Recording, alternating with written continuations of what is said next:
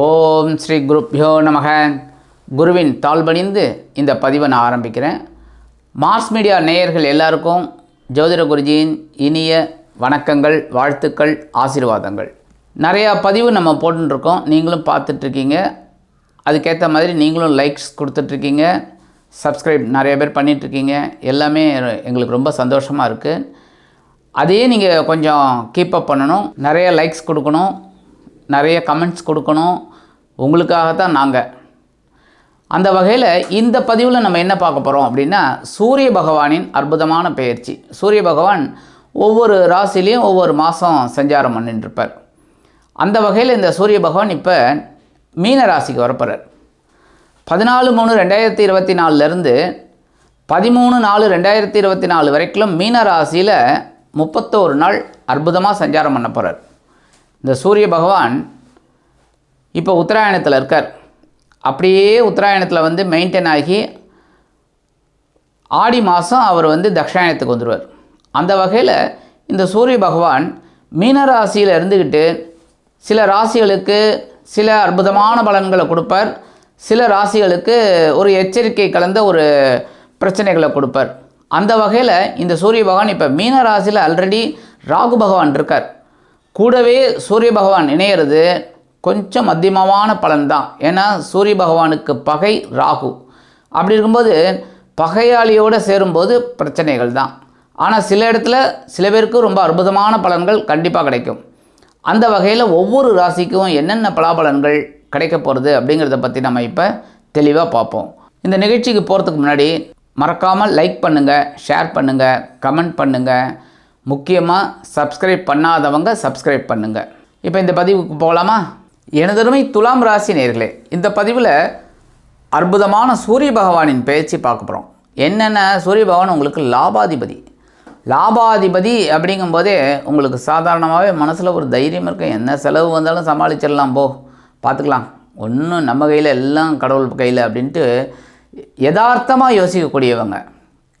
அதாவது வேதாந்தம் அப்படிங்கிறத விட நீங்கள் சித்தாந்தத்தை தான் அதிகமாகவே விரும்புவீங்க.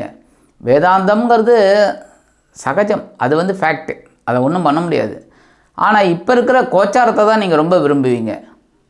அந்த வகையில் இந்த லாபாதிபதி இதுவரைக்கும் பஞ்சமஸ்தானமாகி 5ஆம் இடத்துல இருந்துக்கிட்டு குழந்தைகளின் மூலமாக சில சந்தோஷங்கள், சில குழப்பங்கள் இதை கொடுத்தாங்க. அதே சமயம் பூர்வீக சொத்துக்கள் ஓரளவுக்கு உங்களுக்கு வரத்துக்கு வாய்ப்புகள் இருந்தது.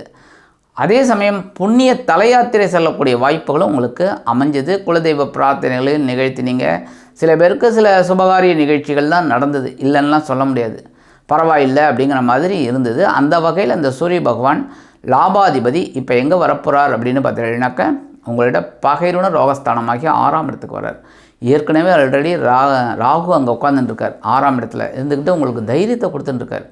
எவ்வளவு பிரச்சனைகள் வந்தாலும் சரி சமாளிச்சிடலாங்கிற ஒரு தைரியத்தை கொடுத்துட்டுருக்கார். உத்தியோகத்துலேயும் சரி, தொழில் வியாபாரத்துலேயும் சரி, முக்கியமாக கொடுக்கல் வாங்கலில் இருக்கிறவங்கெல்லாம் ஓரளவுக்கு அனுகூலமான ஒரு நிகழ்ச்சியெல்லாம் பார்த்துக்கிட்டு இருந்திருக்கீங்க. உடல் ஆரோக்கியமாக பரவாயில்லை, ஓரளவுக்கு முன்னை விட இப்போ கொஞ்சம் பெட்டர் அப்படிங்கிற மாதிரிலாம் இருந்திருக்கு. அந்த வகையில் இந்த சூரிய பகவான் பகைருண ரோகஸ்தானத்தில் வரப்போகிறதுனால ராகுவோடு சேர்ந்துட்டு உங்களுக்கு சில அற்புதமான பலன்களை கொடுக்க போகிறார்.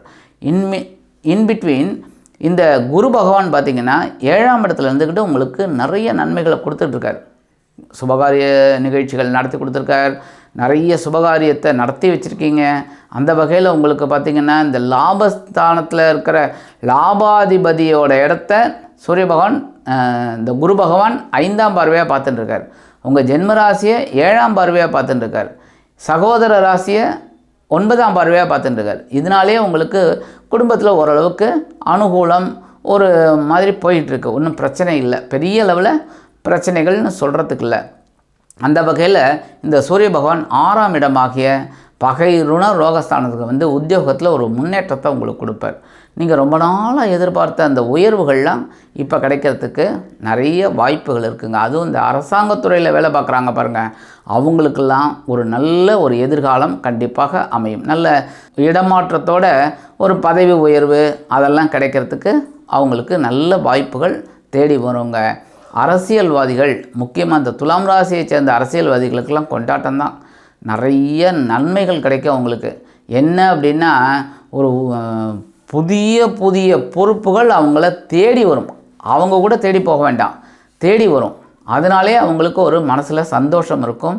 அந்த பொறுப்பை சிறப்பாக செய்யக்கூடிய ஒரு வாய்ப்புகளுக்கும் அவங்களுக்கு தேடி வரும்.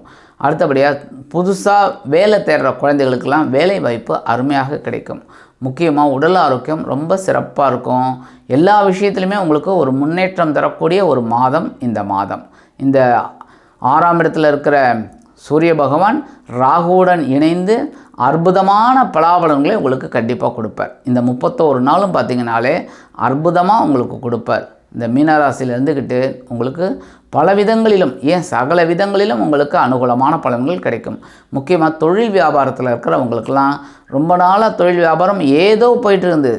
சில நேரங்களில் பார்த்திங்கன்னா டல் அடிச்சுது, சில நேரங்களில் ஓஹோன்னு போச்சு, ஏதோ ரெண்டும் ஓரளவுக்கு சரி சமமாக இருந்தது. சரி பரவாயில்லன்னு நீங்களும் ஓட்டிக்கிட்டு இருக்கீங்க. அந்த வகையில் இப்போ ஒரு உயர்வுகள் கண்டிப்பாக வரும். ஒரு தைரியம் இருக்கும். இந்த உத்தியோகத்தை நம்ம நல்லா பண்ணலாம், இந்த தொழிலை நல்லா அற்புதமாக பண்ணலாம் அப்படிங்கிற ஒரு எண்ணமெல்லாம் உங்களுக்கு கண்டிப்பாக அமையும். சில பேருக்கு பார்த்திங்கன்னா புதுசாக தொழில் தொடங்கக்கூடிய ஒரு வாய்ப்புகளும் கிடைக்கும். 6ஆம் இடம் அப்படின்னாலும் அற்புதமான பலன்களை கண்டிப்பாக கொடுப்பார். ஏன்னா 3, 6, 10, 11லாம் வந்து ரொம்ப விசேஷமான பலன்கள் இந்த சூரிய பகவான் கொடுக்கக்கூடிய ஒரு இடங்கள். அதனாலே உங்களுக்கு அற்புதமான பலன்கள் உத்தியோகத்துலேயும் சரி, தொழில் வியாபாரத்துலேயும் சரி அற்புதமான பலன்கள் கிடைக்கும். இப்போ குரு பகவான் வேறு 7ஆம் இடத்துல இருந்துக்கிட்டு ஒரு சில அற்புதமான பலன்களையும் கொடுத்துக்கிட்டு இருக்கார். மனதளவில் இருந்து வந்த சில கவலைகள் குறைஞ்சது, சில கவலைகள் இருக்குது, ஆனால் நிறைய கவலைகள் உங்களுக்கு குறைஞ்சது, ஓரளவுக்கு பரவாயில்லை அப்படிங்கிற மாதிரிலாம் ஒரு முன்னேற்றம் உங்களுக்கு கிடச்சிக்கிட்டு இருக்குது. அது எப்போவும் தொடரும், நல்லபடியாக இருக்கும், கவலைப்பட வேணாம். அதேமாரி குடும்பத்தில் இருந்து வந்த குழப்பங்கள்லாம் கொஞ்சம் குறைய ஆரம்பிக்கும். குடும்ப உறுப்பினர்கள் உங்கள்கிட்ட ரொம்ப அனுசரணையாக இருப்பாங்க. அந்த குடும்பத்தை நிர்வகிக்கக்கூடிய இல்லத்தரசிகள் அப்படிங்கும்போது அவங்களுக்கெல்லாம் வந்து உடல் ஆரோக்கியம் ரொம்ப சிறப்பாக இருக்கும். அதுக்கு மாற்று மருத்துவம் அவங்களுக்கு கை கொடுக்கும். அதாவது அலோபதியை விட்டுட்டு இந்த ஹோமியோபதி, சித்தா, ஆயுர்வேதம் இதிலெல்லாம் போகக்கூடிய ஒரு வாய்ப்புகள் கண்டிப்பாக கிடைக்கும். அதன் மூலமாகவே உடல் தெளிவு கண்டிப்பாக கிடைக்கும். உடல் தெளிவு கிடைச்சாலே உள்ள தெளிவு அருமையாக இருக்கும். அதனாலே உங்களுக்கு ஓரளவுக்கு இந்த சூரிய பகவான் மீன ராசியில் இருந்து கொண்டு சில அற்புதமான பலன்களை கண்டிப்பாக கொடுப்பார். 7ஆம் இடத்தில் இருக்கும் குரு பகவான் சில சுபகாரிய நிகழ்ச்சிகளில் ஏற்படுத்தி கொடுப்பார். ஆக இந்த 31 நாட்கள் சூரிய பகவான் மீன ராசியில் ராகுவுடன் இணைந்து இந்த சூரிய பகவான் அற்புதமான பலன்களை உங்களுக்கு கண்டிப்பாக அள்ளித் தருவார் என்று கூறி விடைபெறுகிறேன். நன்றி, வணக்கம். மீண்டும் ஒரு அருமையான பதிவில் நான் உங்களை மனமகிழ்ச்சியோடு சந்திக்கிறேன். வாழ்த்துக்கள். வாழ்க வளமுடன்.